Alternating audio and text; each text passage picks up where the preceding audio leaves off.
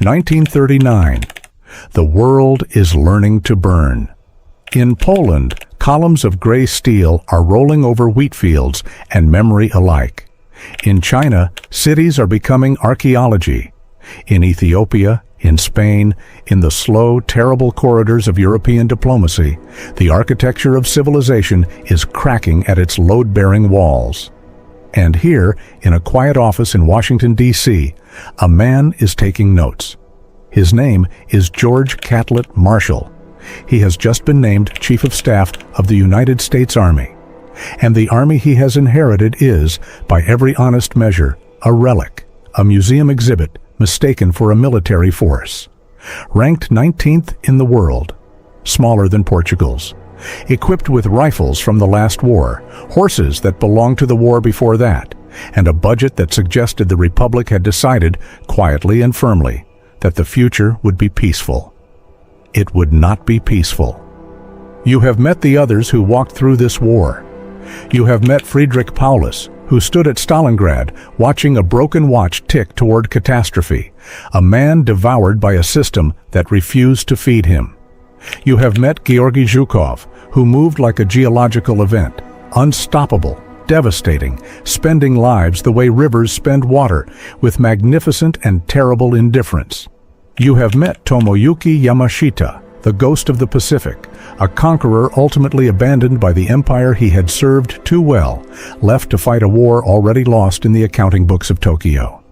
Each of them was, in some essential way, a prisoner of a broken machine, of ideology, of imperial neglect.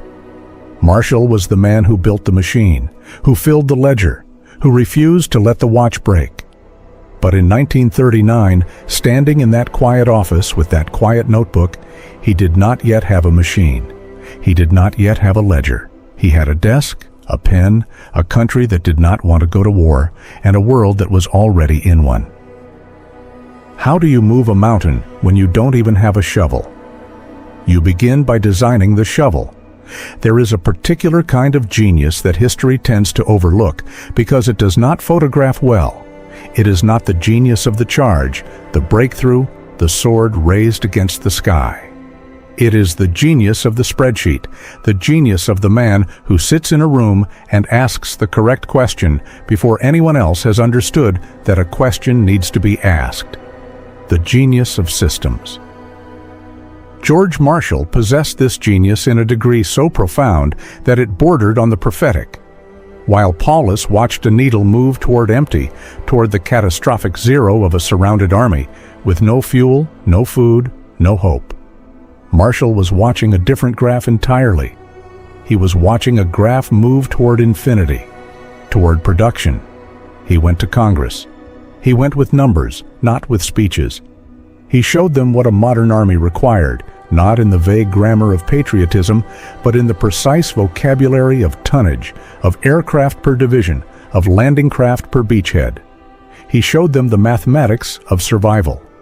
And then, with the slow, grinding, magnificent momentum that only a democracy fully committed to its own survival can generate, America began to build. They built bombers in the cornfields of Michigan. They built ships in the shipyards of Richmond, California, where Henry Kaiser's workers, men and women who had never seen a welded hull, were completing a Liberty ship in 4 days. 4 days. A vessel of 10,000 tons, conjured from steel and intention in the time it takes most people to recover from a cold. Lipstick tubes became shell casings. Refrigerator compressors became aircraft engine parts. Car factories, in an act of industrial metamorphosis that the ancient world would have called miraculous, became bomber plants. Nylon went to war. Rubber went to war. Mathematics went to war. And behind all of it, orchestrating without fanfare, without the acknowledgement that a battlefield commander receives, because a man at a desk does not generate the footage that a man on a horse does, was Marshall. He had a rule. He would not tolerate yes men. He fired officers who told him what he wanted to hear, and promoted officers who told him what he needed to hear, regardless of how uncomfortable the truth was. He had, in the tradition of all genuinely great administrators, an allergic reaction to flattery and a deep, almost spiritual respect for accuracy. The blueprint, he understood, was only as good as the honesty of the measurements. Consider the problem. You are one man. You are sitting in Washington, D.C. You have before you a war on 6 continents and 3 oceans simultaneously. You have allies who need ammunition, theaters that need troops, flanks that need covering, and a president who needs briefings, reassurance, and the occasional miracle. You have on your desk this morning a request from the Soviet Union for 300 Sherman tanks. You have a request from the British for additional air support over the western desert. You have a request from Admiral King for landing craft specifically, for an operation in the Pacific that may or may not be ready by the spring. You have one of each, or something close to one. The industrial engine is roaring, but it has not yet reached the full pitch of its power. You choose. This is the battle of the boardroom. It has no cinematography, it produces no medals.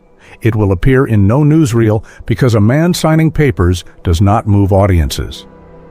But understand what those signatures meant. Every line that Marshall drew on a map was a theorem about the future. Every allocation, tanks to Russia, planes to Britain, ships to the Pacific, was a hypothesis about how the war would unfold, tested in blood by men who would never know that the quiet general in Washington had decided their fate over a conference table at 2 in the morning. He was not God, but he was the closest thing the Allied war effort had to a general theory of victory. A man who held the entire architecture of the conflict in his head simultaneously, who could shift from the strategic to the operational to the logistical in a single meeting without losing the thread, without losing the clarity. Churchill called him the true organizer of Allied victory. Roosevelt trusted him above all others. Stalin, who trusted no one, acknowledged his competence. He sat at the center of the web, and the web held. In the autumn of 1943, at the conference in Cairo, Roosevelt made him an offer. He offered him Overlord.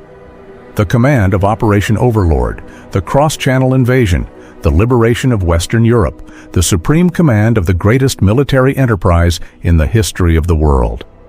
The command that Marshall had planned, that Marshall had argued for, that Marshall had built, piece by patient piece, in his office and his ledger and his small black book. Roosevelt wanted to give it to him. The Army wanted to give it to him. Marshall, by every measure of justice and professional achievement, had earned it. Marshall said nothing. He would not lobby for his own appointment. He told Roosevelt quietly that he would serve wherever the president decided he was most needed. He would not ask. He would not campaign. Roosevelt, facing the decision, said, "I feel I could not sleep at night with you out of Washington." The command went to Eisenhower. Let that land for a moment. Let it land the way it must have landed on Marshall himself, not with drama, not with visible grief, because Marshall did not perform grief, but with a weight that was all the heavier for being silent. He had designed the machine. He had sourced the parts. He had written the specifications. He had argued for it in Congress and in Cabinet and in the cold boardrooms of Allied coalition politics. He had made it possible.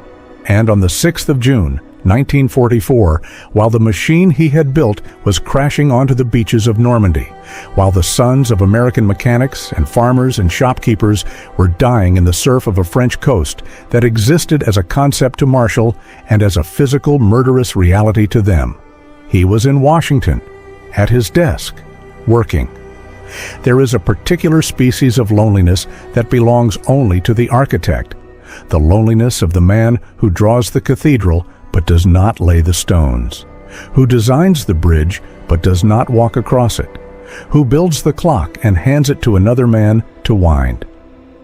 Marshall was the giant's architect, and he never got to stand inside the giant and feel it move.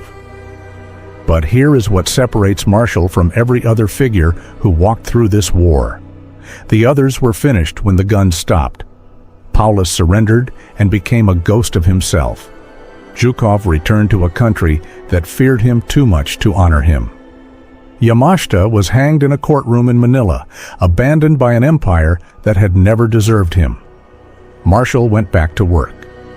In 1947, as Secretary of State, standing at a podium at Harvard University, he delivered a speech that was, in its own way, as consequential as any order he had signed during the war. He proposed what the world would call the Marshall Plan, a program of American economic assistance to rebuild the shattered economies of Europe, friend and former enemy alike. Think about what this meant. Think about the logic of it. For Marshall, the war had always been a logistics problem. And the peace, he understood, was also a logistics problem. A starving Europe was an unstable Europe. An unstable Europe was a Europe vulnerable to the ideological gravity of Soviet communism. The victory won in blood would be meaningless if it dissolved into poverty and desperation within a decade. So he designed the peace the way he had designed the war, with blueprints, with budgets, with the patient architectural conviction that the correct application of resources in the correct sequence toward the correct ends could engineer a stable world. $13 billion, 16 nations, 4 years, and the transformation of a shattered continent into the foundation of the democratic West that still, in its essential architecture, stands today. He did not spend blood this time. He spent bread. He spent steel and grain and industrial equipment, and the quiet, enormous faith that human beings, given the material conditions for dignity, would choose dignity. He was right. We remember the generals who shouted. We remember the commanders who charged, who gambled, who made the gesture that the camera could catch. The moment of fire and consequence that fits neatly into the grammar of heroism that we were all raised to recognize. We do not always remember the man in the quiet room, but consider what he left behind. He left behind an army that did not exist. He left behind a production engine that remade the physical reality of the war. He left behind a coalition that held improbably against every centrifugal force that tried to tear it apart. He left behind a plan for peace that outlasted his own lifetime and shaped the world his grandchildren would inhabit. The watch did not break. The blood was not wasted. And the empire, the temporary, necessary, ultimately self-liquidating empire of American power, was everywhere it needed to be, for exactly as long as it needed to be there, and no longer.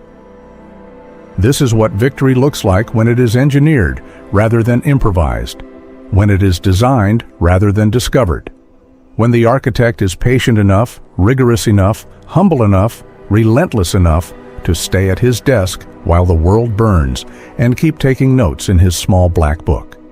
Not because he lacks passion, but because he understands that passion, unorganized, is just another form of chaos. And George Catlett Marshall had decided, very early, very quietly, in a voice no camera ever caught, that chaos was the one enemy he would never surrender to. I have a slightly different view of the war than most. General George C. Marshall,